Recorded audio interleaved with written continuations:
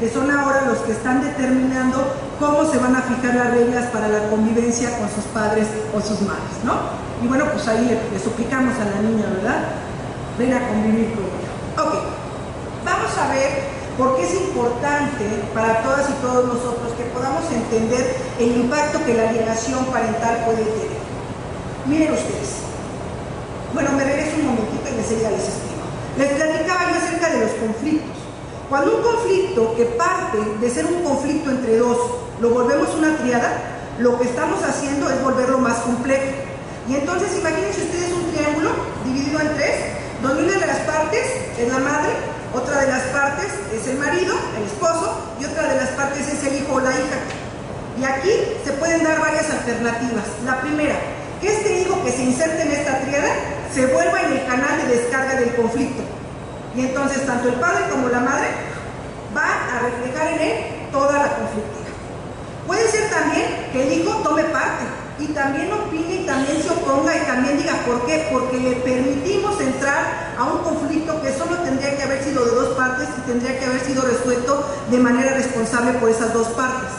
Y la otra, en algunos casos, los menos quizás menos malos, que se vuelvan mediadores de la problemática. Pero también tenemos casos donde el niño o la niña vive con mucha culpa esta situación y se los manifiestan. Es que si no estuviera yo, mi mamá y mi papá no se estuvieran peleando en el tribunal. Es que la culpa de todo lo tengo yo, los problemas se dan por mí. ¿Y saben qué va a generar esto en estos niños, en estas niñas? Pues obviamente muchos síntomas, ¿no?, que les van afectando, incluso casos en donde ellos llegan a autoagredirse, incluso a tener tendencias suicidas. Hay casos documentados. Así la gravedad de la alienación parental.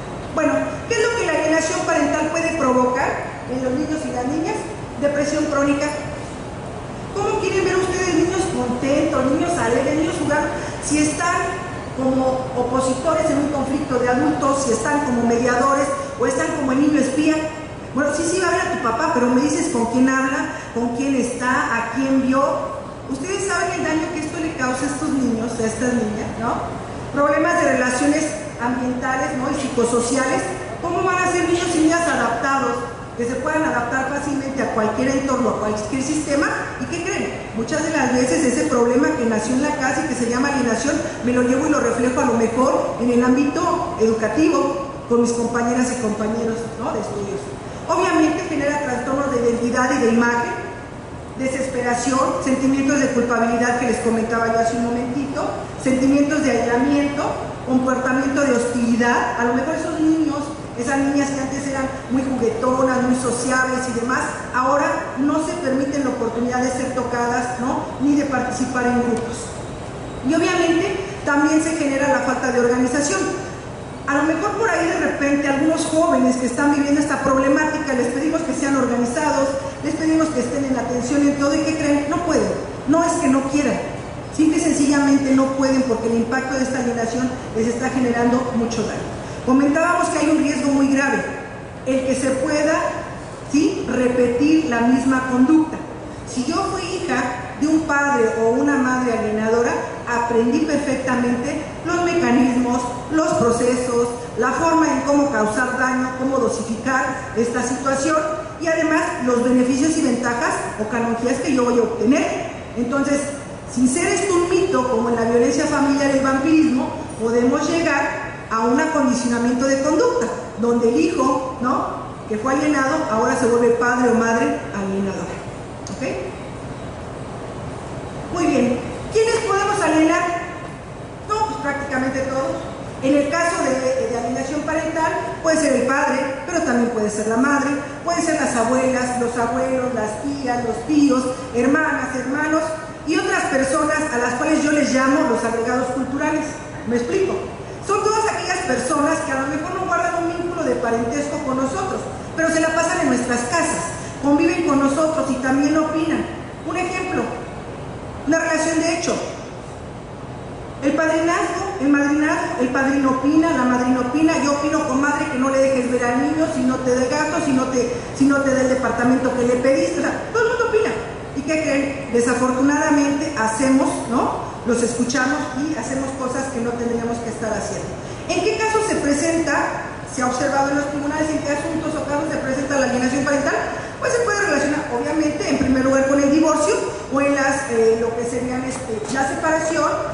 pensiones alimenticias, en los juicios de guardia y custodia, en los regímenes de convivencia, en la pérdida, limitación o suspensión de patria potestad, en la designación de tutor o de tutriz por parte del juez, etc. Muy bien. De manera muy general, el marco jurídico, ¿no?, de protección a los derechos de la niñez. Y me gustaría entrar precisamente con el artículo 4, que es el que consagra expresamente los derechos de la niñez. Y aquí me parece muy importante, comentaba yo en la mañana que aquello de lo que no se habla pareciera ser que no existe. ¿Y qué creen?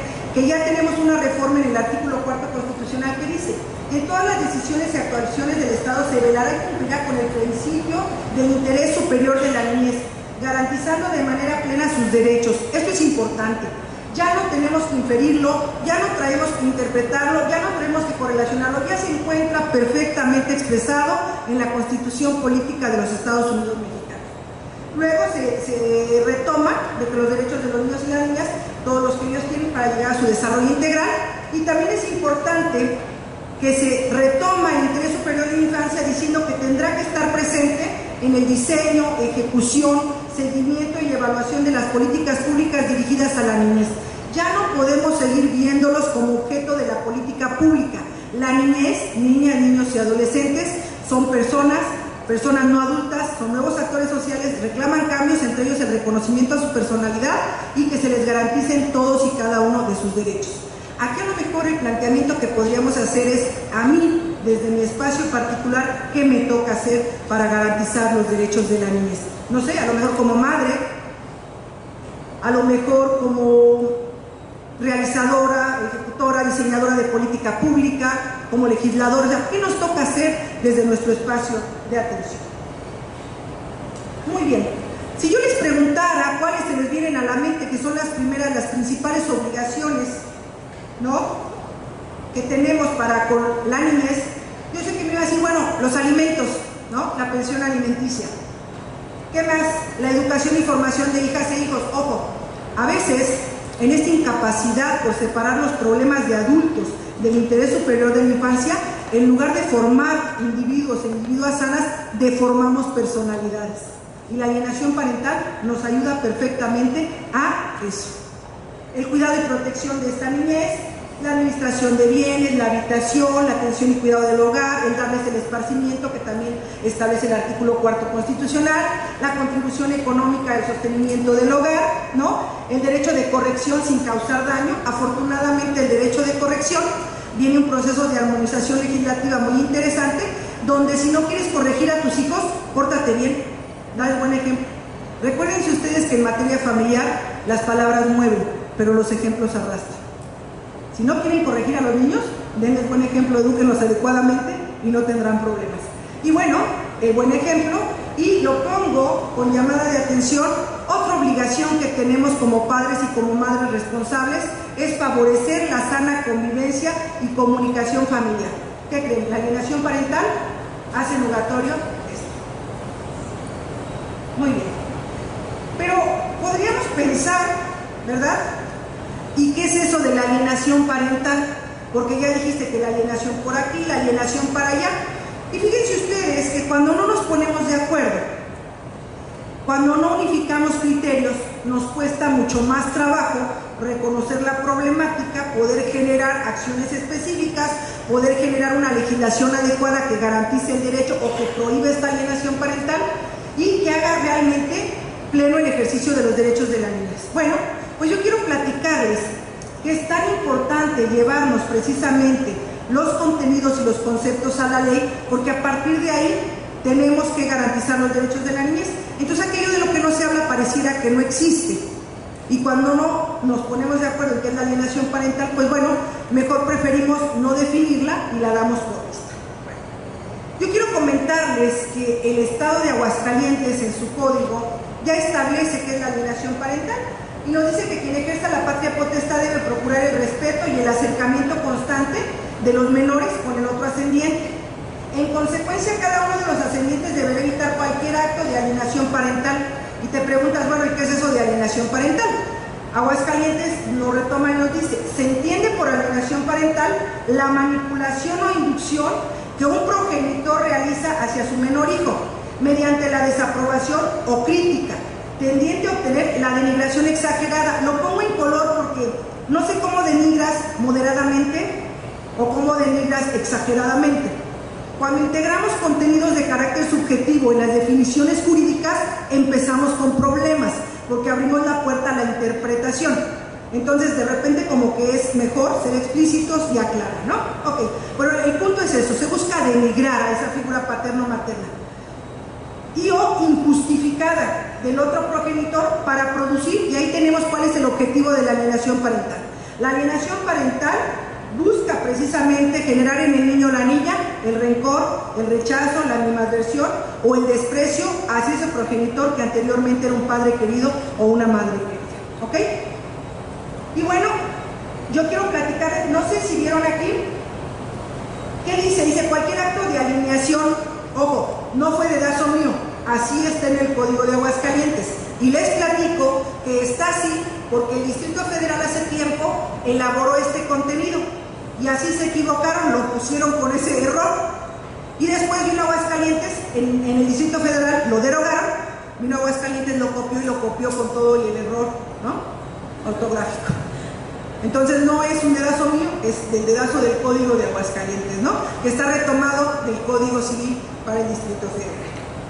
Muy bien, pero tenemos otro avance, el Código de Morelos, que también nos habla, ¿sí?, que cada uno de los ascendientes debe evitar cualquier acto de manipulación y alienación parental encaminada a producir en la niña o el niño rencor o rechazo hacia el otro progenitor, so pena de suspenderse en el ejercicio. ¿En el ejercicio de qué? De la patria potestad.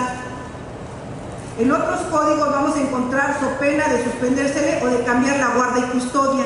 En otros de limitar la patria potestad.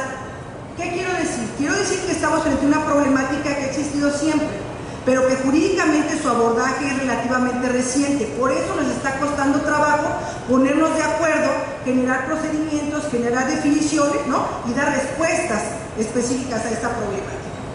También tenemos el Código de Michoacán, que ahí nos dice, en consecuencia cada uno de los sujetos del derecho de convivencia, aquí estamos en el nivel de convivencia, debe evitar cualquier acto de manipulación y alienación parental encaminada a producir en el menor de edad, aquí sí le pusieron el menor de edad, no les costó trabajo esa palabrita de más, las palabritas de más, rencor o rechazo hacia el otro progenitor, so pena de suspenderse en su derecho de convivencia.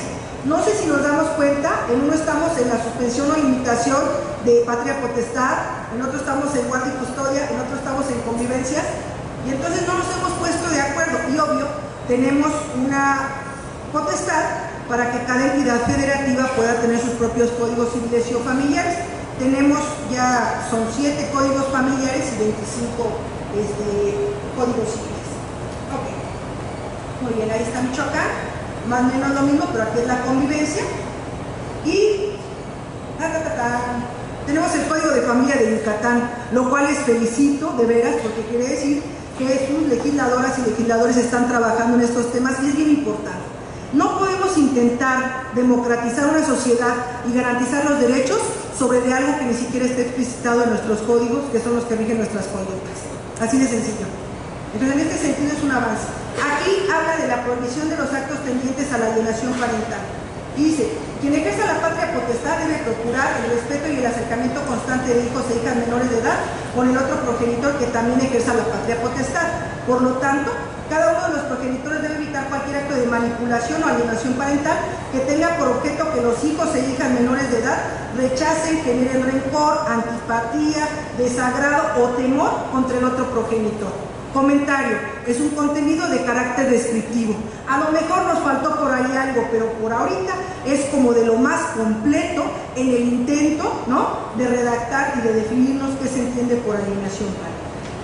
Esto está en el artículo 280, pero, y esto es importante, lo correlacionamos con el artículo 234, donde se impone como sanción o como posible sanción en casos de alienación parental el cambio de guarda y custodia. Y esto es importante. Acuérdense ustedes que cuando en un estado se legisla, tenemos que hacerlo en paquete. Esto es, tenemos que revisar nuestras leyes y ver esta alienación parental con qué está relacionado, con derechos de familia, relaciones familiares, violencia con custodia, y todo se tendrá que revisar a la luz de esta nueva reforma que estamos intentando introducir. Comentábamos hace un rato que esta cuestión de los roles de género no son estáticos, son dinámicos. Anteriormente no nos preocupaba quién se iba a quedar con la guardia y custodia. Teníamos casi que en automático, hay separación de divorcio, la guardia y custodia para las madres. ¿Pero qué creen? Ahora hay madres que dicen, pues fíjate que, ¿no? Yo les platicaba de este libro de Amar a Madrazos.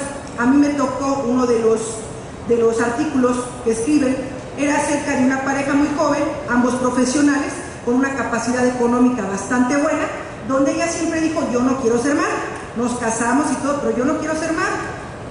Así lo acordaron, se casan, algo ocurre, y entonces ella queda embarazada, lo platican y él la convence y dice, pues mira, vamos a quedarnos con el embarazo, bla, bla. Nace una niña. Ella nunca mintió, ella dijo, yo no quiero ejercer mi maternaje. Sale, pues voy a ejercer la maternidad porque ya estoy embarazada, pero el maternaje, ok. Entonces empieza el primer periodo, todo el cuidado en la cuarentena, se quedan en casa de los padres de ella. Después termina la cuarentena, ya se van a reinsertar, ¿no? A su núcleo, a su domicilio, a su departamento, pero entonces empieza, es que la niña ya se durmió, ya no puede salir, es que ya la bañamos, se tiene que quedar aquí, así hasta que llegue el momento en que la niña es totalmente tomada como rehén y se queda con los abuelos. La madre no pelea la custodia, pero la están peleando los abuelos. Y el comentario va en el sentido que me dicen, ¿usted qué opina? ¿A quién se le tendría que otorgar la custodia? Y yo lo que opino es que desde mi perspectiva no se trata de una situación de género, no se trata de hombres o mujeres, se trata de entregarle la guardia y custodia de esta niña a quien me pueda garantizar mejor su interés superior. Y si en este caso es el padre, adelante. Pero todavía hay mucha gente que comenta que siente que al momento de que se imparte justicia todavía pesa esta parte de que hay que darle la preferencia a la madre. Bueno, en este sentido, por eso les cito este cuadro, el criterio de preferencia, que en un primer momento fue interesante cuando en el DF se dio la reforma y se explicaba precisamente que se daba la preferencia hacia las madres, en primer lugar por situaciones de carácter biológico, toda vez que las madres generaban una simbiosis, ¿no? Una mayor cercanía con el producto, con el niño o la niña, a partir precisamente de todo el proceso de gestación. Después de esto, que psicológicamente, y ahí entró otra disciplina a apuntalar esta reforma, que psicológicamente estaba acreditado que los niños y las niñas conforman su estructura de personalidad durante los primeros 7 años. No fue gratuito que el rango de edad en el criterio de preferencia se citara primero a los 7 años. Pero seguimos enfrentando una serie de cambios sociales que también impactan al momento de tener que impartir justicia.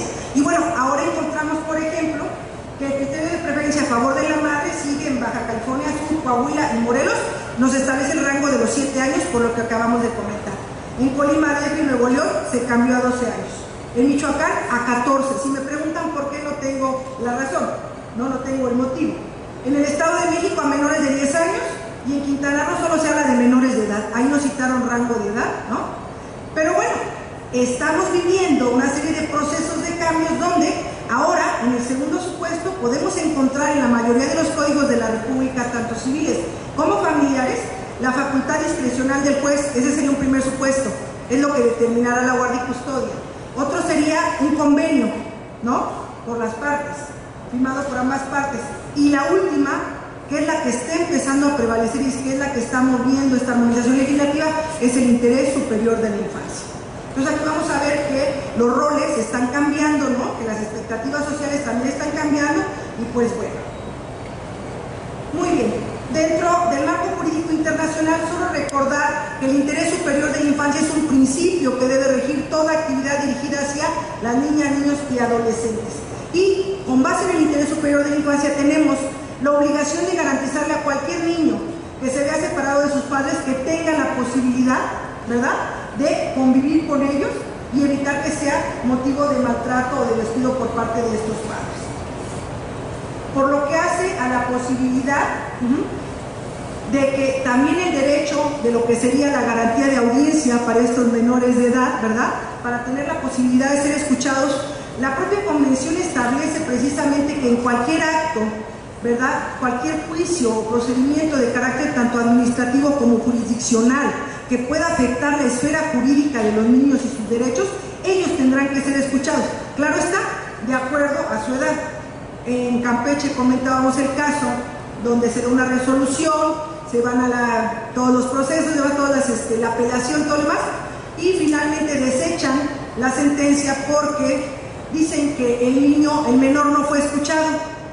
Dice el juez, pues sí, pero es que se hubieran puesto a revisar, ¿verdad?, los atestados que yo grababa en el expediente, el niño tiene 6 meses.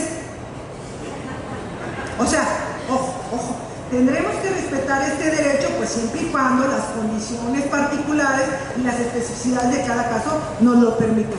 Estamos hablando más o menos de un criterio de entre los 5 años, donde niñas y niños ya pueden ser escuchados y hablar con el juez o con la jueza cuando se van a haber visto afectados sus derechos, ¿ok?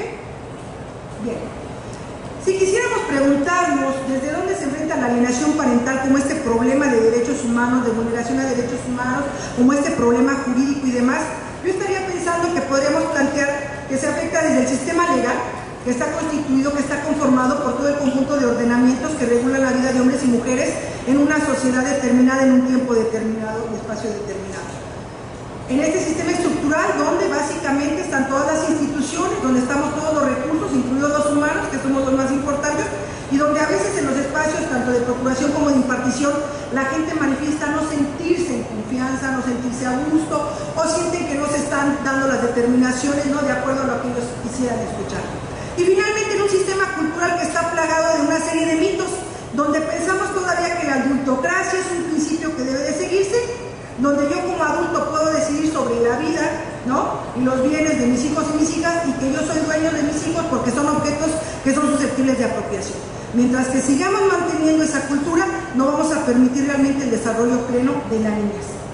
Aquí la parte que yo les comentaría, que nos falta en el sistema legal, abordar adecuadamente y unificar criterios. Por eso la armonización legislativa es tan importante. Es un proceso que nos permite, a través de la revisión, hacer un inventario, saber qué tenemos en nuestro estado, cómo se están regulando una serie de problemáticas. No podemos seguir dando como argumento que como la alienación parental no está reconocida en el DSM-4 o en algún otro catálogo descriptivo de patologías mentales, como no está reconocido como síndrome, no lo atendamos, y los cientos o miles de niños que están allá afuera siendo manipulados, y los cientos o miles de niños que no pueden ver o convivir con su padre o con su madre, ¿que no tienen derecho a la justicia? A mí me parece que sí. Y entonces en este sentido no podemos seguir dando como argumentos, ¿no?, el que no esté reconocido. No está reconocido, y no estamos hablando de síndrome, estamos hablando de una conducta que se llama alienación parental y que consiste en manipular, malinformar, desorientar, infundir miedo, terror, ¿no?, odio y rechazo contra un padre o una madre que ayer eran queridos. Tendremos que trabajar en los cambios en los 3 sistemas, sensibilizar más, y en la cultura pues ir desterrando toda esta serie de mitos y de tradiciones que en algunos lugares nos permite incluso pues hasta vender a los hijos, ¿no? Gente que no se ha enterado que las personas no están en el comercio y que no son susceptibles de apropiación, y mucho menos de venta. Ok, y para ir cerrando, les platico un poquito cómo hemos ido avanzando. La alienación parental está explícitamente contemplada en el Código de Aguascalientes, en el Código Familiar de Morelos, en el Código Familiar de Michoacán y en el Código de Familia de Yucatán. Esto me hace pensar que cuando entramos